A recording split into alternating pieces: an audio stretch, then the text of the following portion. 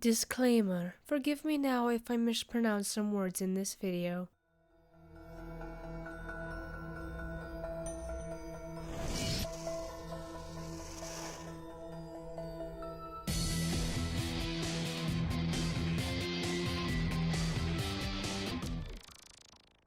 The personification of death can come in many forms, some appealing and some terrifying. It has been a little over 20 years since the events began. A nursing home in Crosse, Wisconsin has been experiencing some odd events. Some patients of Alzheimer's, dementia, and who are near death have been visited by a little boy with a hat and who is holding a cat. Many can think that this child visitor is someone who may be doing volunteer work for the nursing home and hospice, but in reality of these occurrences are that only the patients are seeing this boy and none of the employees.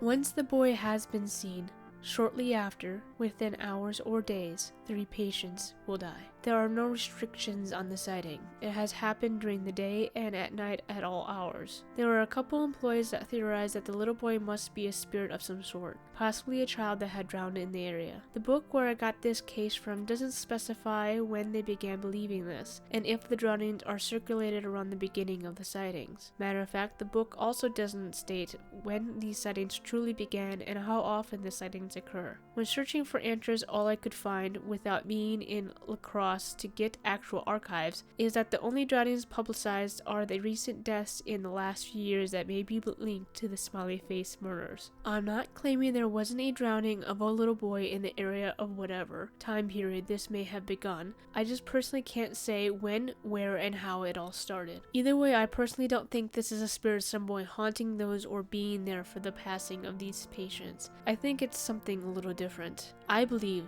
this is an angel of death, a Grim Reaper. To fully discuss and describe the legend and mythology of the Grim Reaper would take its own video, so I'll only be discussing where I got my information on which possible Grim Reaper this could be and why I think so. Normally, due to modern day media, we picture the Grim Reaper as a skeleton in a robe holding a scythe with his hand outstretched towards you, beckoning you to come with him to the afterlife. Of course, in different regions of the world with widespread of different religions, the Grim Reaper takes on many different forms. These forms can take on many different shapes such as elder men, children, animals, women, and even beasts that we've yet to see in our world. One of them being Anubis. Though not your typical, self-described Grim Reaper, he does still lead you onwards towards the underworld and ways your soul. Upon my research, I did find one civilization that has a concept of the Grim Reaper that fits the Crosse case, and that is from ancient Greek mythology. There, the Grim Reaper has been seen in 2 different characters.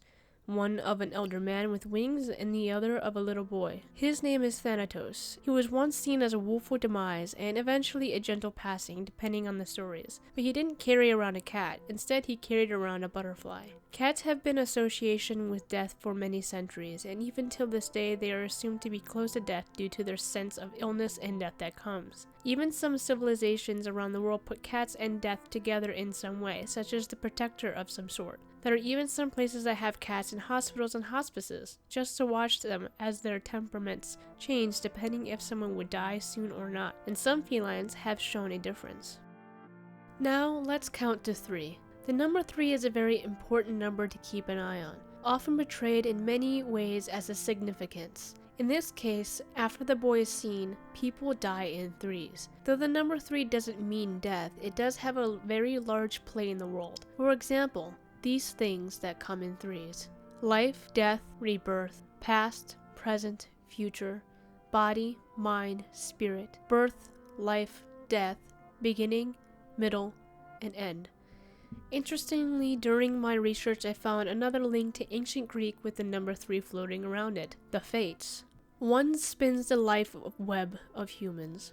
2 gives the length of each human life, and 3 is being the inevitable, the cutter of the thread. Also, the number 3 corresponds with Hades, the god of the underworld.